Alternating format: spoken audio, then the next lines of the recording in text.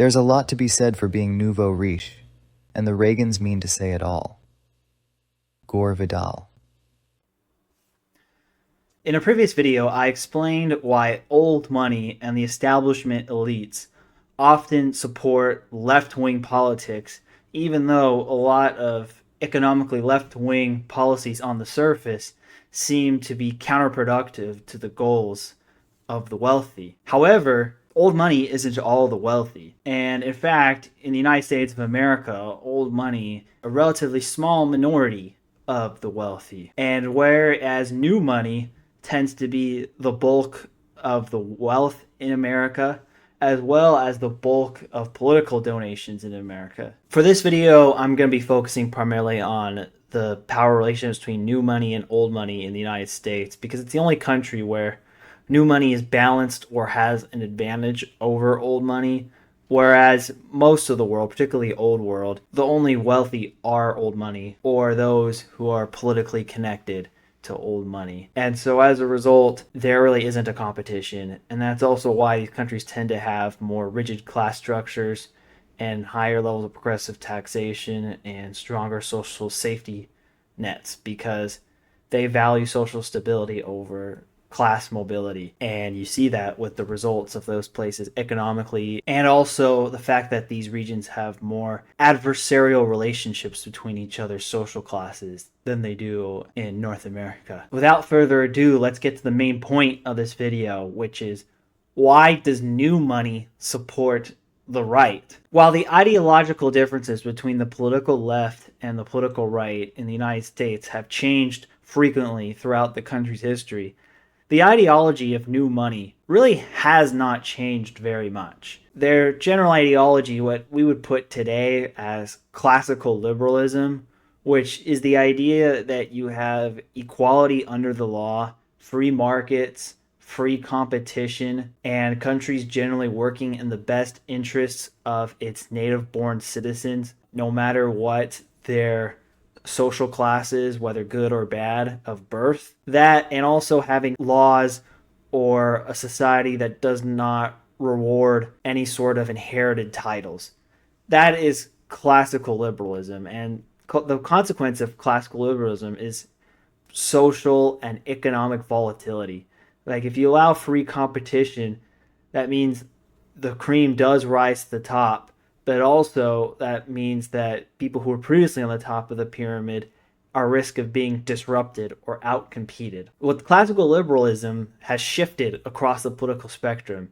If you go back to the days of the French Revolution, the classical liberals were part of the Third Estate, and they were on the more radical side at the beginning and were opposed to the French monarchy. And whereas in the modern day, classical liberalism is more right-wing, because it's fighting against other ideologies which have taken over the more left side of the spectrum. The left in general has embraced either economic or social redistributionist policies and or certain protections to keep the existing status hierarchy intact, which newer money tends to oppose because they want the opportunity permitted from increased mobility, whether it's social mobility to the upside or social mobility to the downside.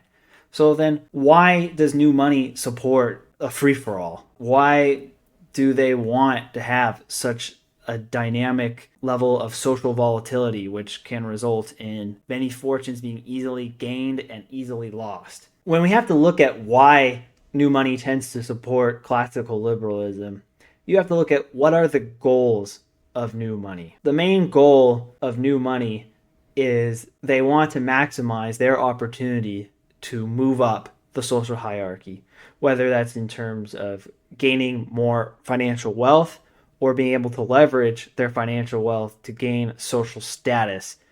And social volatility permits that. If you have a more dynamic economy, which allows for more volatile booms and busts, that allows new money to move up faster and provides less hurdles, such as progressive taxation, to be able to directly compete with the old money, whether it's directly in terms of their business interests or socially. Maybe they want to be able to afford to live in the same neighborhoods as old money, or be in the same prestigious clubs. If you have a more classically liberal economy, a more free market economy with less taxation, you don't get the government basically being a speed bump that slows down, if not completely impedes, the progress of emerging competition. And so the right in America generally tends to promote less business regulation, lower income taxes, and more competition. And so as a result, new money tends to side with those who will allow more mobility. And economic volatility on the downside also disproportionately benefits new money because new money has current active businesses that are generating cash flows and likely growing at a faster pace than the investments that are held by old money, which are in more established companies or in more diversified portfolios. So if the markets go down or real estate in a certain area goes down, the new money often has more dry powder to take advantage of the dip than old money does. And so new money also benefits from volatility from that perspective as well. The second goal of new money is to keep acquired wealth. So why does new money tend to care more about keeping acquired wealth than old money does? First, the wealth for new money was acquired within their lifetime, or they had a living family member who acquired the wealth. So it's not really taken for granted, or their status isn't just a given or endowed by birth like it is for older money. It's usually either the primary breadwinner, for a lack of a better word, who acquired the fortune is either the living person right now, that person's parents, or that person's grandparents. So within living memory, new money knows what it's like to be poor or their family to be poor. And so as a result, they feel less secure about keeping their money and they want to be able to continue to accumulate so they can move up into the ranks of the establishment elite or directly compete against them. Also, with newer money, they've never really experienced a lot of the luxuries that people who grew up with old money, so they may have higher spending habits, that at least more visible spending habits than older money does. And that might also be partially what's driving it.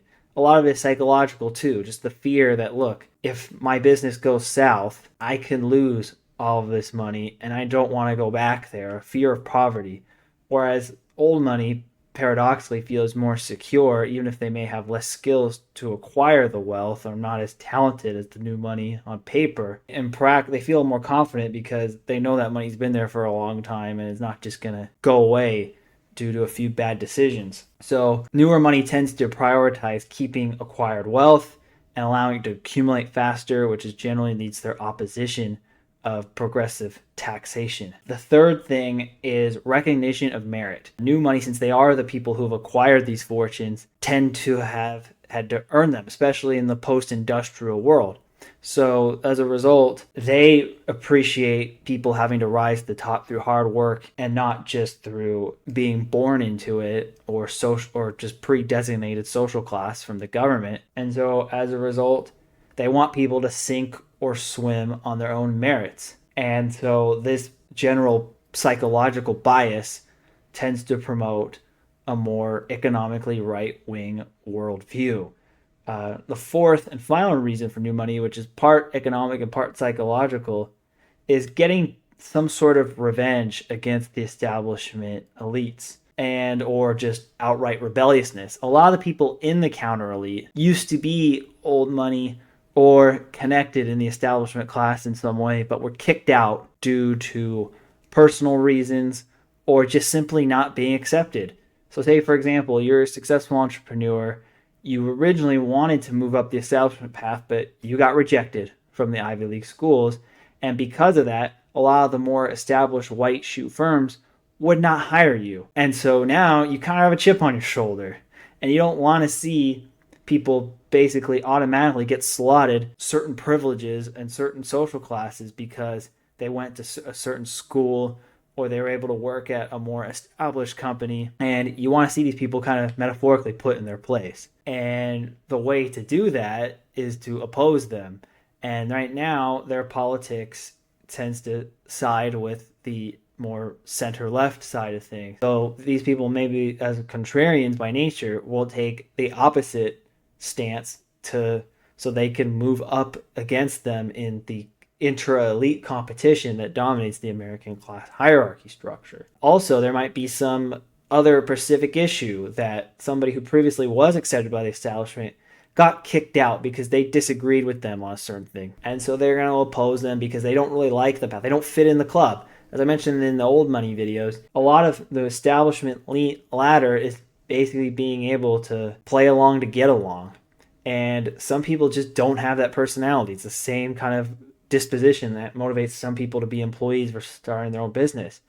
And people who don't like to play along to get along tend to be more on the economically free market right wing side of things.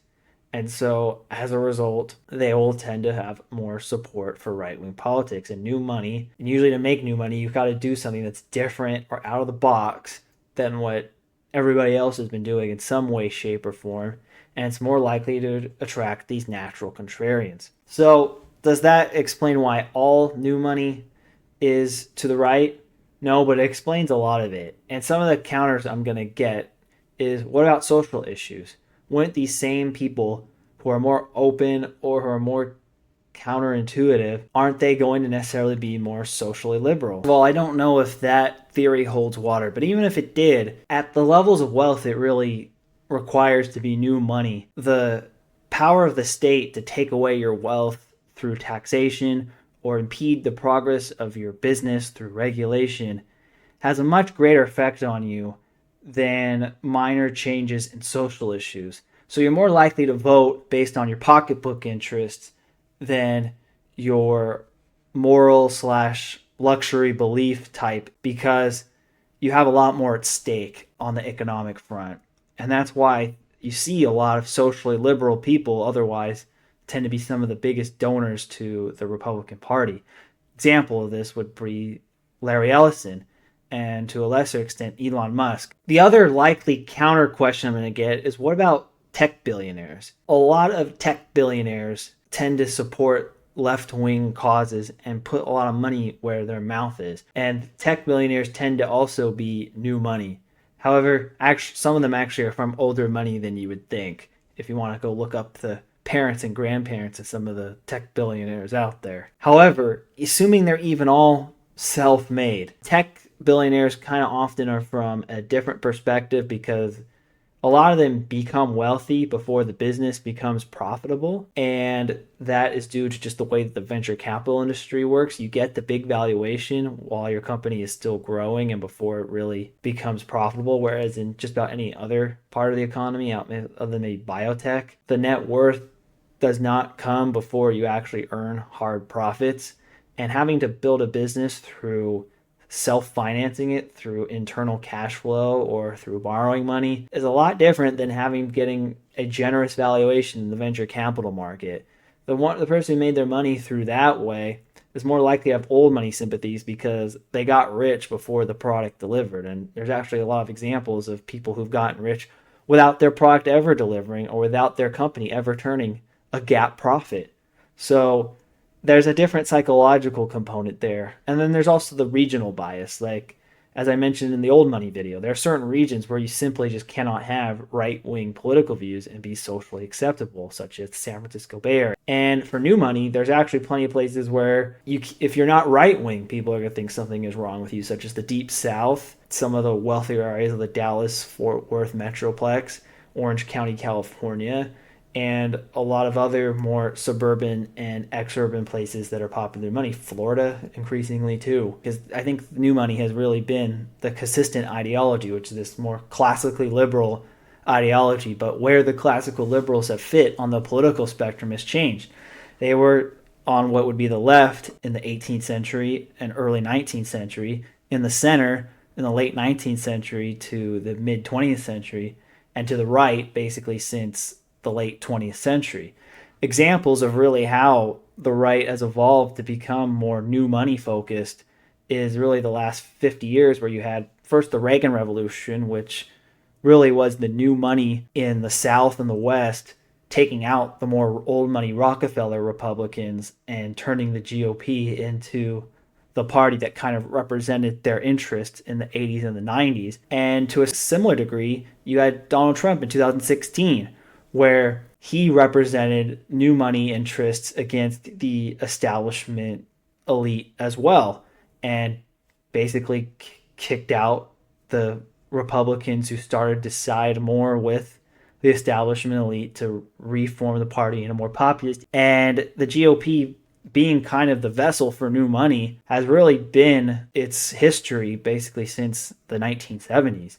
And that is kind of just an example of how new money has its influence in politics. And because the GOP has kind of become the unofficial vessel of new money interests, why new money tends to support the political right. And as with the one I did about old money in the left, I would love to have your questions or comments and disagreements. The level of discourse has been fantastic in the previous video, and I hope it can continue here. Thank you for watching, and I have more old money content continuing. Please like, subscribe, and share so we can have this conversation continue to evolve.